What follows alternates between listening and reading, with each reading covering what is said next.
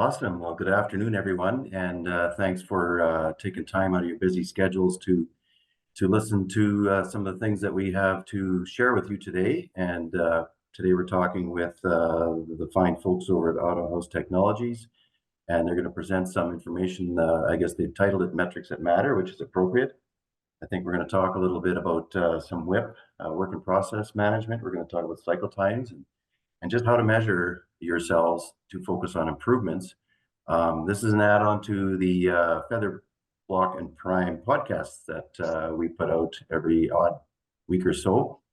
And this is something that shops have come to us and kind of asked us to give us some answers to. So, why not bring in the experts, the ones that actually know these things better than anybody else or how to explain them better than anybody else. And today with us, we have Mike Gilliland from Auto House Technologies and his cohorts, Jenica and Kate, and they're going to explain a couple things or show you guys a couple of things, and hopefully this can help you guys in making decisions in your business.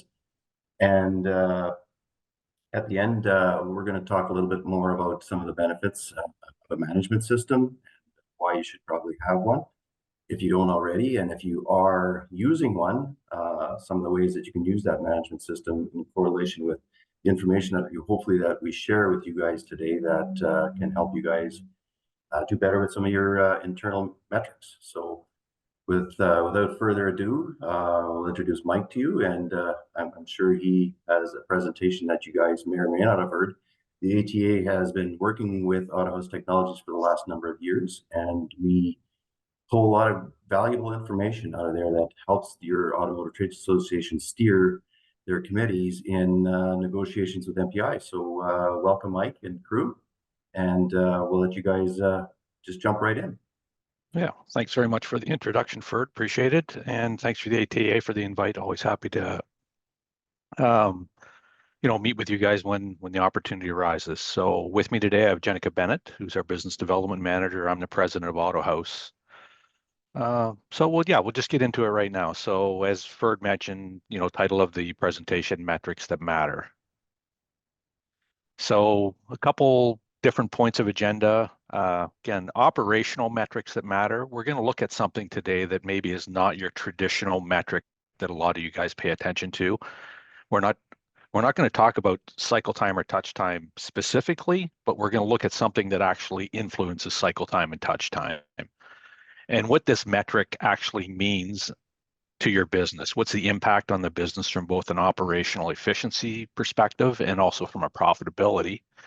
And if I wanted to actually start measuring this, where would I look? So Jenica will walk you through where do you start. And also, of course, we have a little bit of a takeaway, some information for you guys if you want to reach out to us after with any follow-up questions or anything. We're happy to address any questions at all that arise today. But if you're shy or you want to take something offline, we'll give you some contact information at the end of the presentation too. Excuse me. So what are the metrics that matter? So I think Ferd mentioned this, work in process, or progress, process, whatever you want to call it. So as an example here, we're going to say the shop has 1,000 hours of work in process. So essentially on site. Vehicles are sitting on your site. It's 1,000 hours worth of work. So we're going to actually ask a shop to measure that or actually be aware of that on a daily kind of perspective. And then we're going to look at a WIP ratio. This is something we've been actually really pushing out to the industry in the last couple of years. We feel it's a very effective metric. So essentially what it is your on-site hours. So essentially that 1,000 hours divided by your average daily output. And whether that's delivered vehicles or hours produced, that'll kind of equate to the same thing. So as in our example, if we had 1,000 hours on site in current WIP and we produce 100 hours per day in deliveries, we have a 10-to-1 WIP ratio. So what that's really telling us is we have 10 days worth of work in inventory. So if I took no vehicles in at all, it would take me 10 days to empty the shop. So we're going to actually try to connect the dots for you why we feel that's an important metric out there. So we use some fairly round numbers here to kind of illustrate a 10-to-1. So why is that important? Optimizing whip, so getting that proper whip ratio focuses the resources on fewer cars that are on site, which increases touch time and reduces cycle time. So we'll explain that a little bit longer and see the correlation we always see there. But as a very kind of simple example of that, time is finite. There's only 24 hours in a day, and typically there's an 8-hour shift in a tech for a technician. If a technician works on 2 cars in that 8 hours, they've essentially produced 4 hours on each one of those repairs. If you make that tech or assign that technician to work on 4 cars in that 8 hours, they've only produced 2 hours per repair. So we're eating through those hours. When we assign a technician to fewer cars, we're eating through those hours faster. And that increases your touch time. Your average touch time per repair is going to go up, which reduces your cycle time. And then the third bullet point here, why it's important, that delivers more cars per month. So the more cars I go through in a finite period of time delivers more cars per month, which increases your gross profit dollars. So let's, again, would use just average numbers here. Let's say I have $1,000 gross profit on every vehicle, again, for average. If I produce 50 cars per month, my gross profit's going to be 50,000. If I produce 60 cars, my gross profit's going to be 60,000. And your overhead really didn't change. Your lease payments, your rent, your administrative staff costs really didn't change that much. There might be a small increase, maybe in a couple extra boost cycles or something like that, but it's really, really not affecting your overhead costs whatsoever. So you're producing more gross profit dollars in that finite period of a month. So that's where we've seen some really high performers really drive that profitability matrix there. And again, we've always kind of positioned at AutoHouse, we're not trying to perform for insurance companies. The insurance companies should be the beneficiary of a shop's good performance because the cars get fixed faster. But if by a shop fixing cars faster, their profitability is going to increase. So that should be the main focus or driver for most shops. So, I've kind of stated this. So let's go back in and take a look and let's unwind this a little bit, and we'll show you some data behind this, why we believe this. So here is one of our benchmark reports, and this is the Manitoba provincial market. So any of the shops that are participating in the benchmarks that you guys see through the ATA are included in this data. So the blue line here is the average touch time. So as a industry, the average touch time for the shops participating over the last 13 months is probably about, 2.7 hours, and it seems to dip here. The green line is our average whip ratio. So we can see the whip ratio, the table here is on the right, is average whip ratio was probably around 12, 13, and it's increased in the last few months. So we take this whip ratio, we take a snapshot of it the 15th of every month. And this is actually always the case in every organization we look at. When the touch time actually is higher, the whip ratio is lower. And you can see in the right of this graph, as the whip ratio starts to increase, what's that doing to the touch time? Your touch time is going down. Essentially, you have too many cars on site, and no matter how you manage those cars, you're losing efficiency because somebody's either touching them, moving them, answering phone calls for them, whatever it is. So try to reduce your whip as much as you possibly can. And we'll get into that a little bit further. We know that we can't always control that, but there should be a range that Jenica will talk about a little bit later.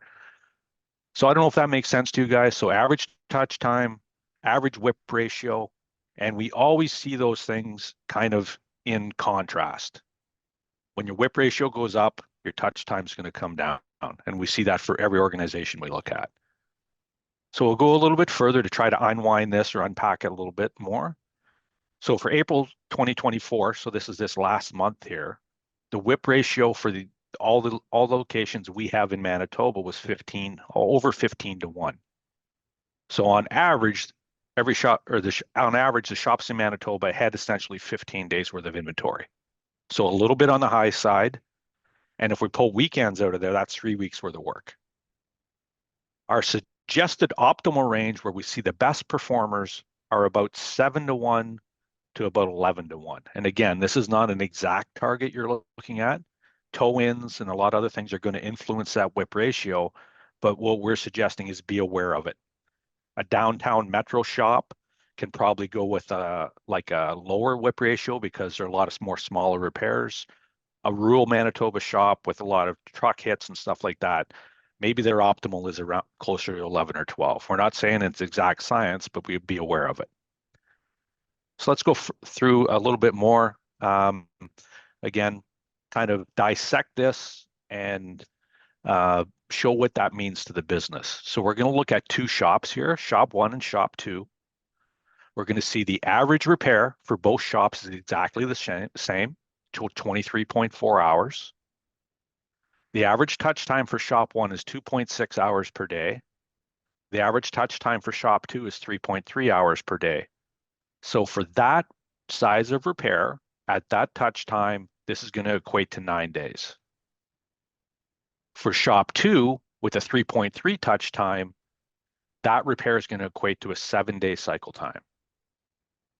So to illustrate this in a very, kind of simplistic way, what we're going to do is actually look at 1 month. We're going to ignore weekends and we're going to assume as a repairer, you're only fixing one car at a time. So we look at shop 1, 1 repair, 2 repairs, 3 repairs. Over that finite period of the month, this shop fixed just under 4 cars. So again, very simplistic view. I know you guys don't work at 1 car at a time, but it's an easy way to illustrate this. Shop 2, 1 repair, 2 repairs, 3 repairs, 4 repairs, 5 repairs. So by that higher touch time, which is influenced by the lower whip ratio, this shop with the exact same amount of resources, 1 technician working on 1 car, fixed 5 cars, where shop 1 fixed under 4. So what does that mean to the shop, the operational performance and profitability? Again, insurance companies happier if you're fixing them faster, for sure. But what's the impact on the financial aspect of the business? So let's say, again, we're fixing more than 1 car at a time. If you can get to the point where you can get an extra repair per week, let's say those average repairs, $4,500 times 4 weeks is $18,000 in total revenue. Let's assume a gross profit for this example at 43%. We've added $7,700 to our gross profit. How much did our cost change? Not a bunch. In most cases, the cost of repairing that in most business models, like the technician cost is already costed in that 43%.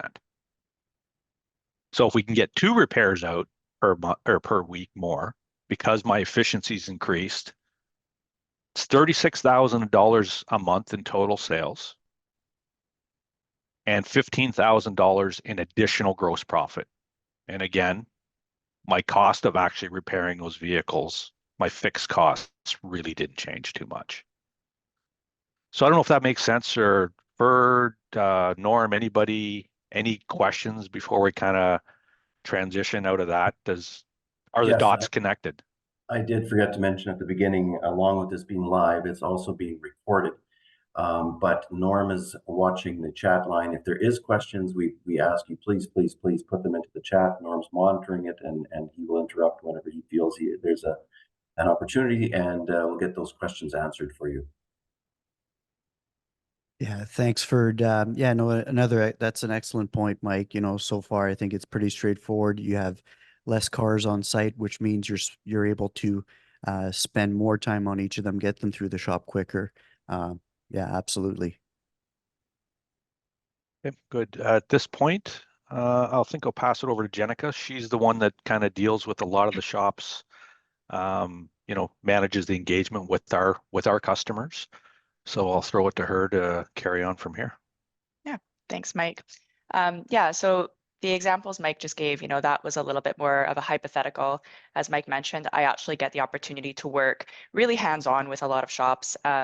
So I wanted to highlight, one particular shop who's from Manitoba, so he's part of this marketplace, who's extremely dialed into his numbers, and look at what his actual numbers look like, and just how much his WIP is actually influencing his KPIs, his touch time and his cycle time. So we're looking at data from him. This is also from one of our benchmark reports here. And you can see his WIP ratio trend over the last 13 months. So he's looking at a WIP ratio trend. He's in the red line right there. Looks like typically at about a WIP ratio of around 7 days. So typically on a monthly basis, he's got about 7 days of work on site. Last month, he was at an average WIP ratio of 5.7 days of work on site. You can see the peer group. Oh, what's going on there, Mike? Sorry. The peer group back there was hitting at about 11.7. So that's the Manitoba average. Had about 11 and a half days of work on site. He's at about more of a 5.5 days of work on site. So obviously, he's really dialed into his numbers. He's monitoring that number closely. He's aware of what his capacity is and making sure he's keeping that number, always kind of within the range that he wants to target. So if you go on to the next page, now you can see what the actual impact on his KPIs were. We're looking at now his cycle time, so his keys to keys over the last 13 months. Again, his numbers in the red, you can see he's at an average cycle time of about 6 days.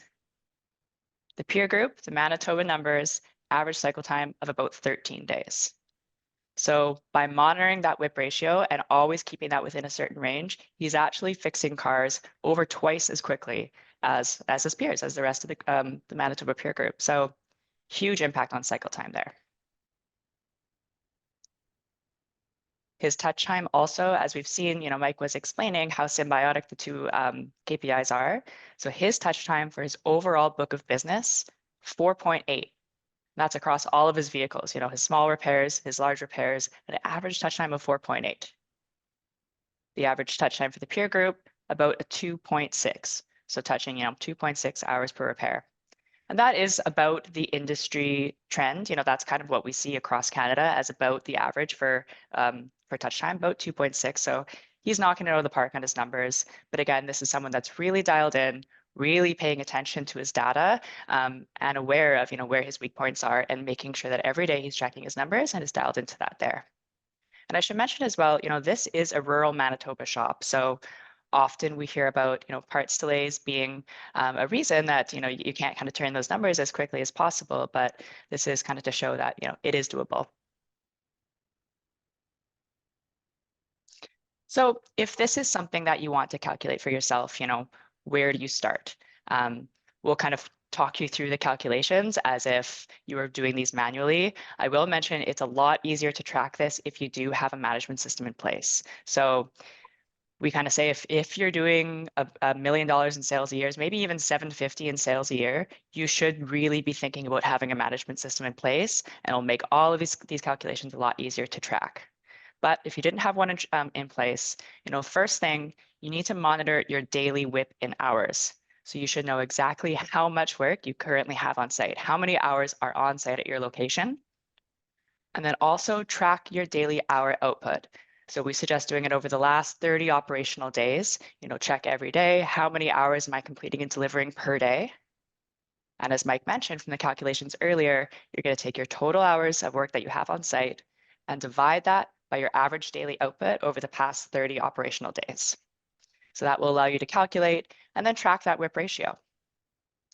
So good place to start. Once you know what your WIP ratio is, then you need to set what your target range is. So understand your capacity.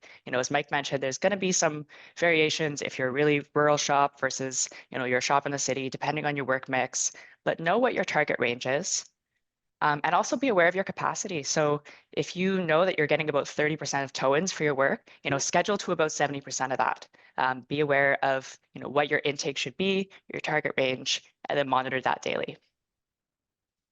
So yeah, easier to track if you've got a management system.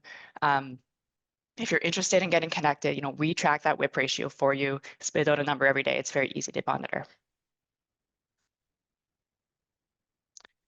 So for the ATA benchmark, I know that Ferd mentioned that at the beginning of this call. If you're interested in participating in the ATA benchmark, super easy to sign up. It's completely free to sign up. What you get out of it, you get an in-depth analysis of the Manitoba marketplace, so trends, comparisons to the other Western provinces as well. And you actually also get a complimentary dashboard access to.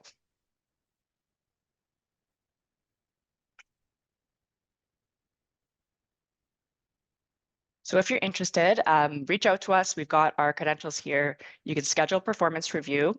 All you need is a management system to participate. So you can scan that QR code there. And also, if you're interested in seeing some more case studies like the one that we had up there too, you can always follow our academy. We've got some interesting stuff that we put up on our website all the time there as well. Thanks, Jenica. And actually, short and sweet, guys. Any questions come in at all, Norm, or Yeah, just one throw 'em out there? question. Yeah. So one question, just about the type of management systems that you integrate with. Is there some that work better than others, or is there some that don't work at all? Most of the commercial systems that we integrate are available in Canada. We do integrate with. So, the IMXs, the body shop connects, or the repair centers are probably the most prevalent ones in Western Canada. There are some Quebec based and some US based, but they're not really too prevalent. Yeah, the vast majority of commercial systems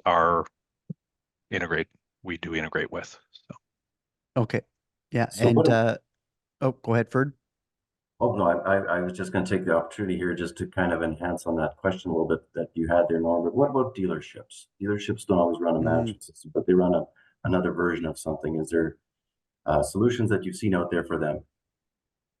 No, if it's a dealership management system, we don't integrate to it. We did it actually years ago for a fairly large dealership group in the US. And dealership systems generally aren't designed to run a body shop. The dates are different. The information, the level of information we need at detail doesn't really, a dealer system doesn't really track it well. It's unfortunate. We generally suggest if it's a dealer body shop, that they really consider running the body shop as either an independent body shop management system with some integration to the dealer. Some of them do have that, or run it as a standalone kind of financial entity. And to add on to that, maybe a little bit more just kind of future looking here. We do a lot of work for the OEMs in the Canadian market specifically. And some of the OEMs now are mandating a body shop management system for their certified facilities. So not only, insurers are interested in information, which we don't share with the insurance side, but the OEs are very interested in seeing how their customers, are treated and the performance of their certified manufacturer networks too. So it's something that even if you're a dealer, there's a pretty good chance in the not too distant future, some of the OEMs are going to be requesting that you put in a body shop management system regardless. Okay.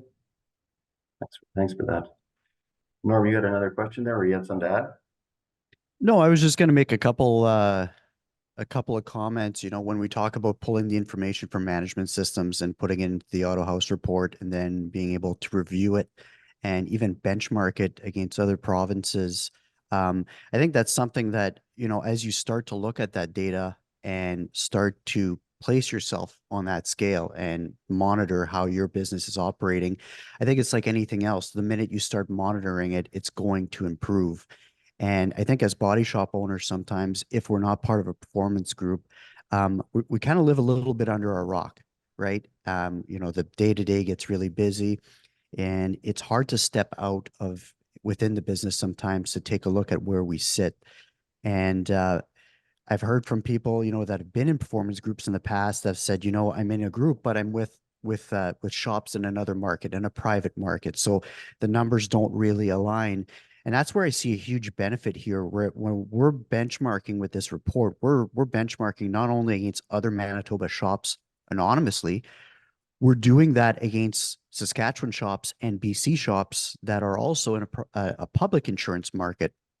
So I think as far as getting accurate and valid information or relevant information for your business, this is as good as it gets. I think this is right at the top. So, and a lot of these numbers, shops are familiar with. I'll be the first to admit cycle time, touch time, those were the two big ones. But after looking at whip ratio, just basically looking at it from a different angle, it doesn't matter what size shop you have. A day's worth of work is a day's worth of work, depending on what your throughput is. So it's a great way to measure yourself, not only against other shops in Manitoba, but shops in other markets. So um, from an association standpoint, we always want to make sure that we're keeping par with some of the other markets. Saskatchewan's a big one. Uh, BC, we're looking at average severity. So it's important to understand where we fit into this equation, because we'll often hear stories, well, they get paid for this over that over there, they get paid for that over there. But at the end of the day, when we start looking at average severity, uh, you know, touch time and cycle time as it relates to profitability, I think that's what we're all after at the end of the day. So if we might not get paid for certain things, but if our profitability is up there, and our average severity is up there, then at least we know we're in the ballpark. So from an association standpoint, I think this is a great tool to kind of level set and measure ourselves against other markets.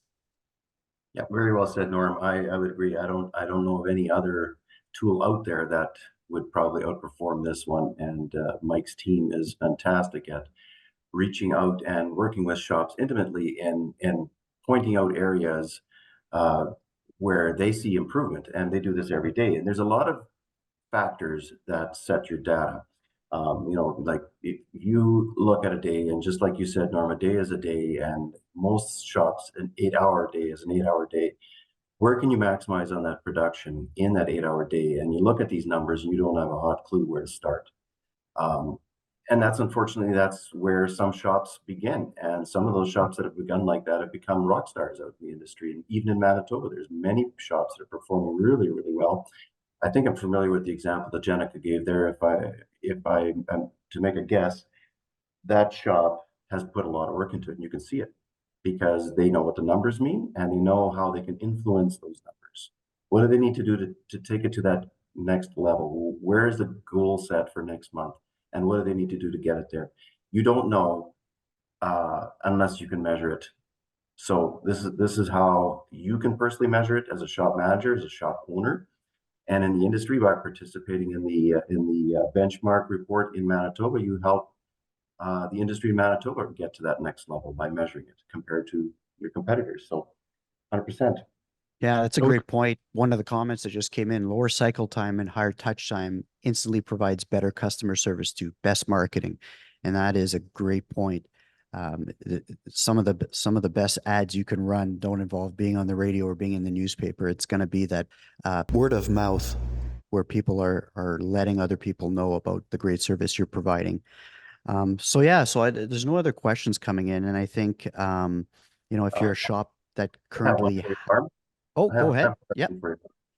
Aside from KPIs, which is a big deal, that information is harvested out of a management system. What are the other benefits to having a management system? well, I'll make I'll make a comment on it. It's just organization. I think that's the main thing. Every business that's organized is probably going to run more efficient, and you have more information to actually make some changes, more live time than just kind of winging it. I think some of the commitments you make with a management system tracking it are a little bit easier to follow up on. The communication tools, the scheduling tools. I think the Mark? scheduling piece is critical And well, WIP, if you want to manage your WIP, scheduling is critical to that. And I was going to make a comment too. So the Follow the Academy here, this QR code, I'd encourage anybody on the call to get on there, take a look through a couple of the case studies, and throw your email in there. When we would do updates, you'll get a push when we do some articles or case studies. But there's one instance here. We had a shop we work with out here in Vancouver Island specifically, who didn't believe that managing his WIP would help his performance. And we had one advocate that really pushed hard on that. And he kind of took a leap and said, okay, well, I'll do it. Significant results for his business, and he's since bought a second store. So had to kind of get pushed into it to understand what it could mean to his own business. And the only thing he really focused on to begin with is just controlling that WIP. He had a fairly big property, and you don't see those big properties in downtown Vancouver because it's too expensive. But when you get a little bit more rural, you tend to have a lot more property. And there seems to be, well, the old school mentality, and I'm an old school body guy. If you had that parked outside, that was money waiting to be cashed. And that's true to one sense, but it's not efficient for the business. So, just that particular instance, the only thing he focused on was WIP. And what I'm trying to kind of say here is don't bite off more than you can chew. Look at one thing, try to address that, and the other things become easier. And that's part of the reason for a management system. One thing, measure it, try to address it. Jenica and her team, if you need help, we're more than happy to actually help you maybe identify that one thing that might move the needle. Yeah, that's a great point, Mike. And and something else that we didn't get into today too much, nor will we get too much into it, is parts management. And that's a big part of our business, right? That's probably somewhere in the 40% range of our business. So whether it's tracking parts, tracking your returns, inventory, all those things, very, very important. So another benefit of having a management system, definitely there. So yeah, I don't see any other questions coming in. Mike, is there anything else you wanted to add? No, I think we're good. And again, just the offer to reach out if you want. Jenica's team is more than happy to help you. And thanks for the time and the opportunity to chat. Yeah. Yeah, no, it's great having you. So if you already have a management system and you are interested in getting connected with Mike and the team over at Auto House, please let us know. And if you are a repair facility that has been contemplating, or maybe not contemplating, getting a management system, we'll have some upcoming webinars in the next few weeks. We'll be actually sitting down with some of the management system providers out there. So you'll get to learn a little bit more about what options are available to you. So we look forward to delving into that a little bit more. So thanks again, everybody, for joining us, and have a great rest of your day. Take care. Thanks, everyone. Take care. Bye. Thanks, Thanks, everyone. everyone.